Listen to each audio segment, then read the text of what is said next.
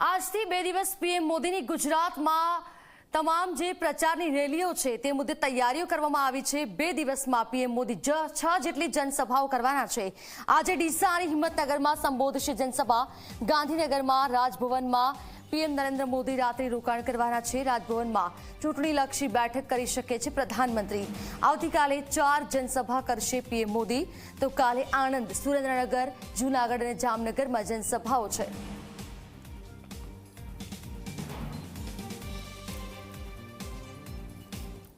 લોકસભાની ચૂંટણીના ઉમેદવાર જાહેર થયા બાદ સાબરકાંઠા બેઠક સામાન્ય રીતે નાના મોટા વિવાદમાં જોવા મળી છે। સૌ પ્રથમવાર ઉમેદવાર બદલવા પડ્યા અને ઉમેદવાર બદલ્યા બાદ બીજા જે ઉમેદવાર આપ્યા તેમાં પણ કાર્યકરોનો ક્યાંક અસંતોષ જોવા મળ્યો।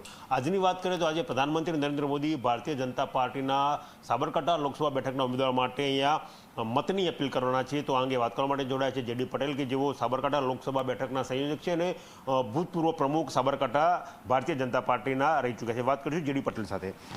જેડી, પ્રધાનમંત્રીનો પ્રવાસ સાબરકાંઠા માટે આજે કઈ રીતે જુઓ છો?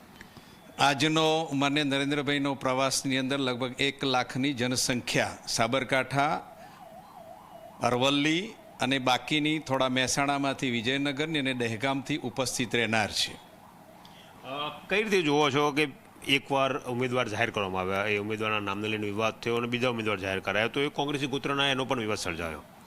સ્વાભાવિક રીતે શરૂઆતની અંદર જ્યારે જે અપેક્ષિત કોઈ ઉમેદવાર ન મળતો હોય તો આ પ્રકારની ઘટના બનતી હોય છે, પણ ભારતીય જનતા પાર્ટીના કાર્યકર્તાની એક પ્રણાલિકા રહી છે કે પોતાનો અસંતોષ જે તે કંઈ પ્રદેશ લેવલે, રાષ્ટ્રીય લેવલે જ્યાં રજૂઆત કરવાની હોય ત્યાં કરતો હોય છે। ત્યાર પછી એ સામાન્યતઃ પોતાના કામની અંદર લાગી જતો હોય છે। એવો પૂર્વે પણ મને આ પ્રકારના અનુભવો થયેલા છે। 5 લાખની લીડના ટાર્ગેટ સાથે ગુજરાત ભારતીય જનતા પાર્ટીના પ્રદેશ અધ્યક્ષ ચાલી રહ્યા છે અને પર્ટિક્યુલર જો આપણે સાબરકાંઠાની વાત કરીએ તો જે રીતનું ક્ષત્રિય આંદોલન ચાલી રહ્યું છે અને જે રીતે ક્ષત્રિય ઉમેદવાર છે તો એ ક્યાંક સેટ થતું હોય તેવું દેખાતું નથી સીધી રીતે।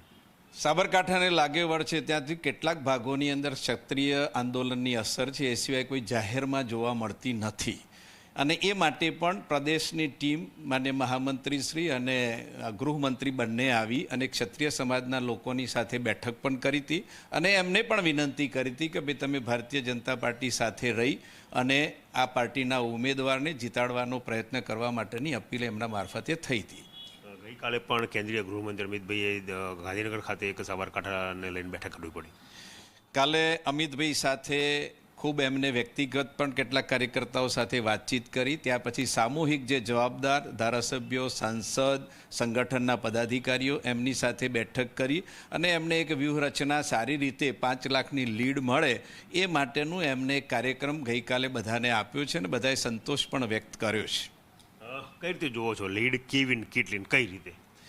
અત્યારે સાબરકાંઠાની લીડ આમ જોઈએ તો થોડા ટ્રાઇબલ ઉમેદવાર ઠાકોરના કારણે થોડો અસંતોષ છે, પણ ત્યાં એમ જોઈ શકતા નથી કે ત્યાં કેટલું પ્રમાણની અંદર નુકસાન થાય, પણ બાકીની જે તે કંઈ વિધાનસભાઓ છે એ વિધાનસભાઓની અંદર પૂર્ણ પ્રયત્ન કરવામાં આવી રહ્યો છે અને ખૂબ સારી બહુમતીથી આ સીટ નીકળશે એવી સંભાવના રહેલી છે।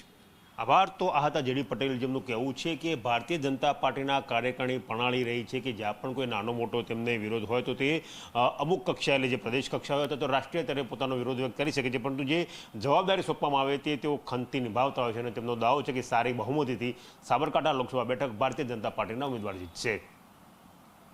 કેમેરા પર્સન એસપી શર્મા સાથે ગૌરવ પટેલ, ઝી મીડિયા, સાબરકાંઠા।